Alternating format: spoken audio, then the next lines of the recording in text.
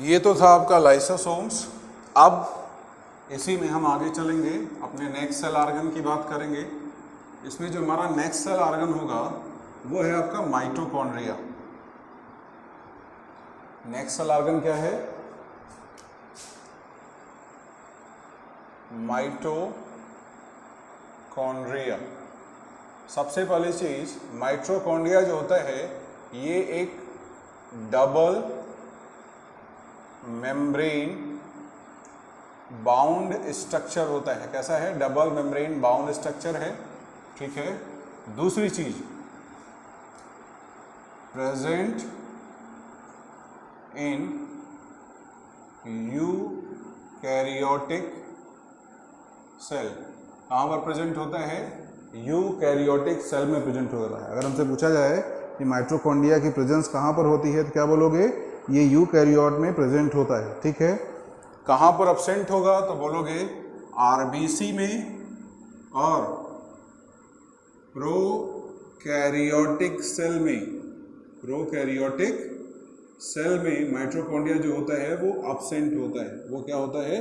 वो एब्सेंट होता है। अगर आपसे पूछा जाए माइटोकॉन्ड्रिया कहाँ पर एब्सेंट होता है तो बोलोगे प्रोकैरियोट में। अगर हम इसके स्ट्रक्चर की बात करें तो जरा स्ट्रक्चर देखिए। इस तरीके से आपका कुछ स्ट्रक्चर होता है।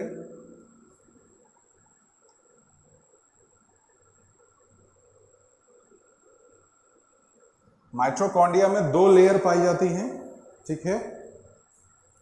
और इस तरीके से इसमें फोल्डिंग पाई जाती है। अंदर की तरफ इसमें ऐसे इस तरीके से फोल्डिंग पाई जाती है। और ये जो फोल्डिंग होती है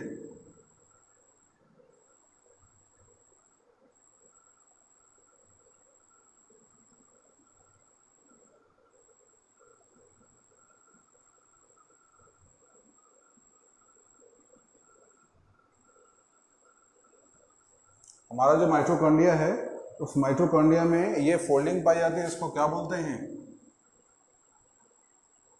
क्रिस्टा बोलते हैं। ये क्या है आपका?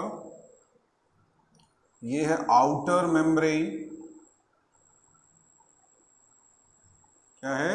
Outer membrane. और जो इनर मेम्ब्रेन की फोल्डिंग होती है उसको मैट्रिक्स ऑफ माइटोकॉन्ड्रिया बोला जाता है। उसको क्या बोलते हैं? Matrix of mitochondria. ये क्या है?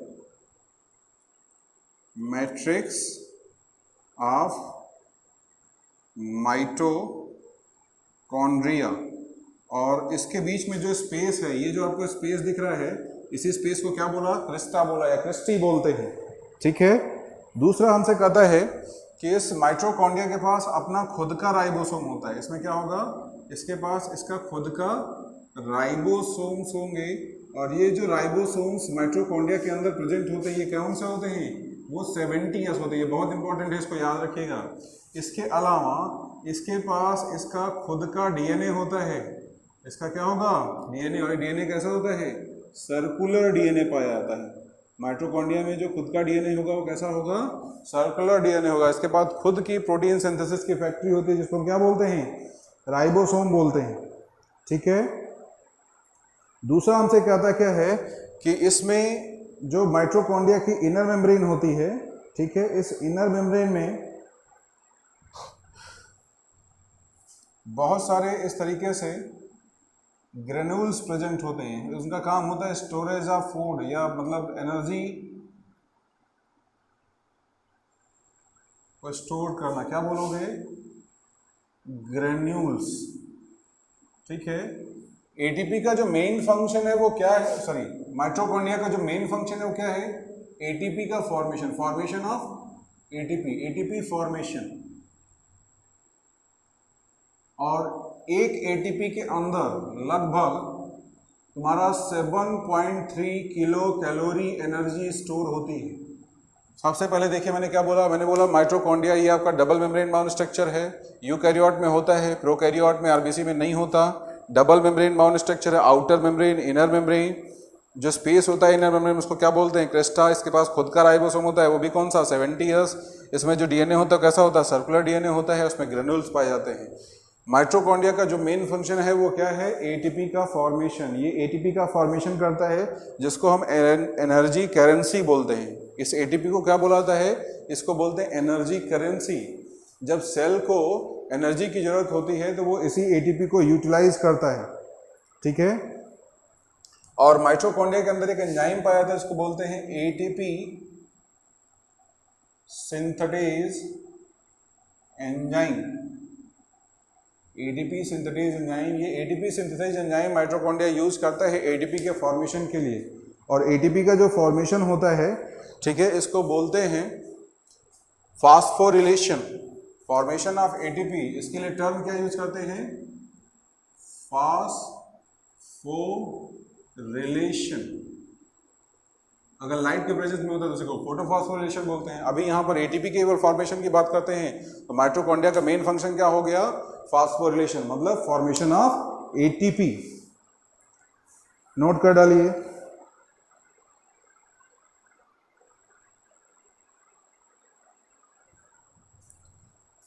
इसके बाद हमारे पास जो नेक्स्ट सेल ऑर्गन हमको पढ़ना है वो है पैराक्सीसोम। वो क्या है आपका? पैराक्सीसोम। चलिए उसको भी देख लेते हैं। हमसे कहेगा हमारे पास जो नेक्स्ट सेल ऑर्गन है वो है आपका पैराक्सीसोम्स।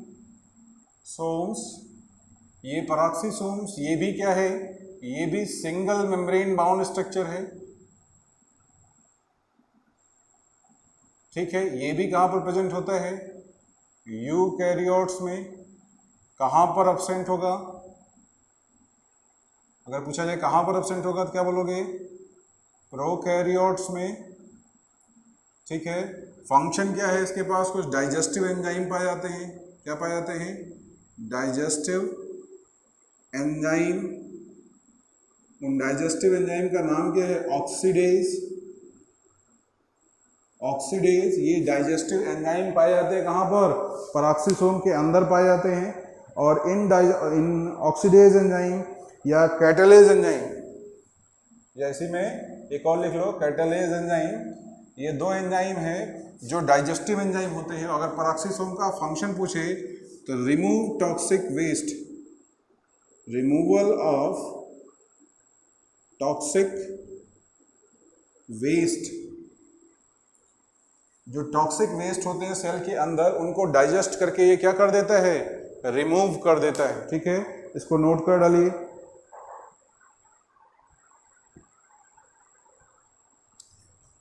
ये तो एनिमल के लिए था।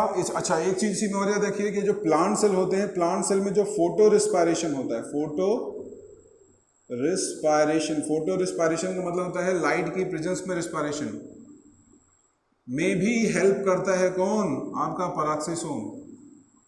Photo respiration in plant cell, ये एक एडिशनल पॉइंट है, इसको याद रखिएगा कि प्लांट सेल में लाइट के समय जो रिस्पायरेशन होता है उसमें पैराक्सीसोम आपकी मदद करता है। नोट करिए इसको।